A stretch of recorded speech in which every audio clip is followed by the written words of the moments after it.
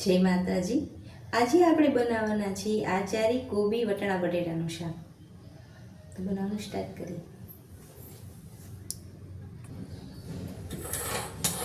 Gas ચાલુ કરશું।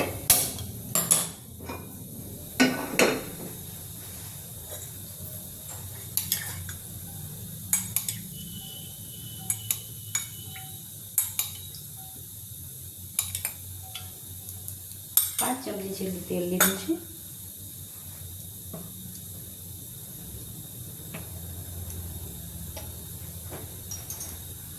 હવે આપણે કોબીને ગરમ પાણીમાં 2 મિનિટ પલાળી અને પછી પાછી ધોઈ અને કોરી કરી લીધી છે। કારણ કે અત્યારે આપણે એવું સાંભળવા મળતું હોય છે કે કોબીમાં બહુ બેક્ટેરિયા ને એવું બધું હોય છે ને માણસો બીમાર પડતા હોય છે। તો આપણે ગૃહિણીને એ તો ધ્યાન રાખવાનું જ હોય, એટલે પછી મેં આવી રીતના ધોઈને કોરી કરી લીધી છે।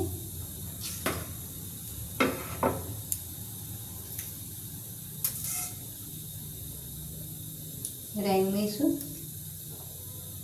જીરું અને હિંગ।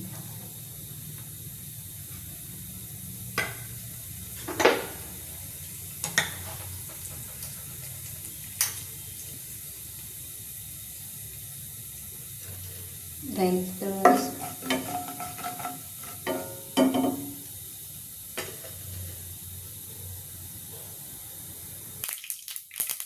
રાઈ ચડી ગઈ છે, હવે આપણે કોબી ઉમેરી દઈશું।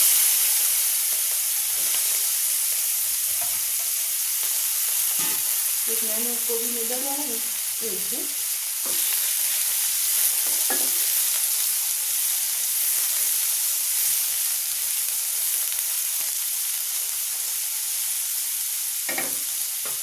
હવે એમાં મસાલા કરીશું આપણે।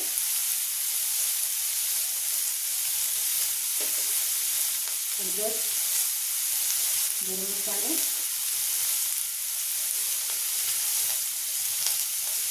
ધાણા જીરું બધું મિક્સ કરી દઈશું।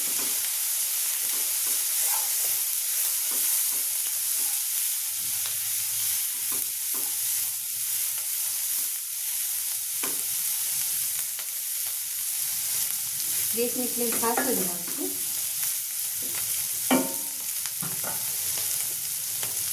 હવે મેં 1 ટમેટું, 1 મરચું, 1 આદુનો નાનો ટુકડો અને ડુંગળી 2 લીધી હતી નાની નાની, એને પીસી લીધું છે, એ ઉમેરી દઈશું।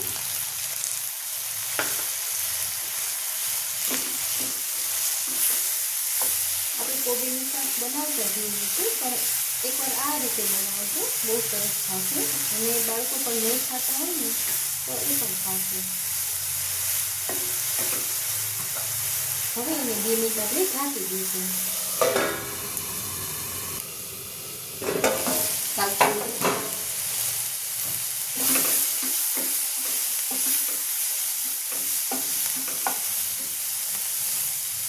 ગેસની ફ્લેમ ધીમી કરશું। હવે એમાં આપણે બાફેલા બટેટા છે એ ઉમેરી દઈશું। 2 હતા બટેટા નાના નાના અને વટાણા છે, મિક્સ કરી દઈશું।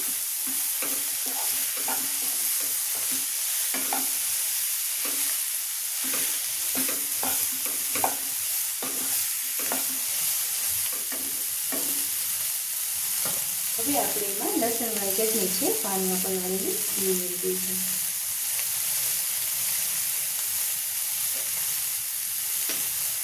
અને આચારી કોબી વટાણા બટેટાનું શાક આપણે કીધું હતું, તો આ જે કેરીનું ખાટું અથાણું આવે છે ગુંદા અને કેરીનું, મેં 1 ચમચી જેટલું લીધું છે।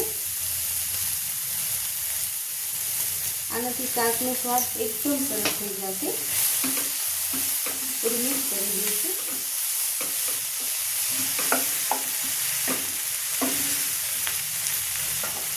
હવે આપણે આમાં 1 ચમચા જેટલું પાણી ઉમેરીશું, જેના કારણે આપણો મસાલો બધો એકદમ સરસ મિક્સ થઈ જાય। આપણી પાસે કોઈ પણ ખાટું અથાણું હોય એ ઉમેરી શકાય।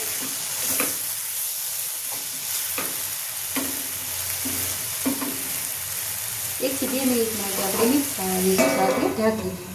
ગેસની ફ્લેમ ધીમી જ રાખશું। જોઈ લઈશું. સ્વાદ અનુસાર મીઠું લઈશું. અથાણામાં હોય જ છે એટલે આપણે થોડુંક ઉમેરીશું.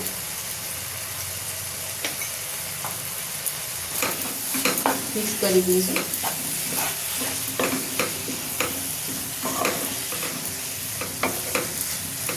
આ શાક ફટાફટ થઈ જાય છે 4 થી 5 મિનિટમાં.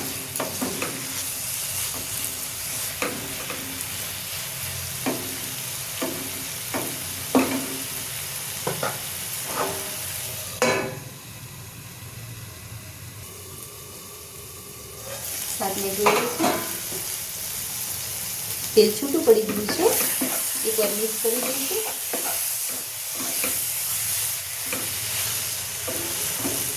તો તૈયાર છે આચારી કોબી વટાણા બટેટાનું શાક, જેને આપણે સર્વ કરીશું. ગેસ બંધ કરી દઈશું.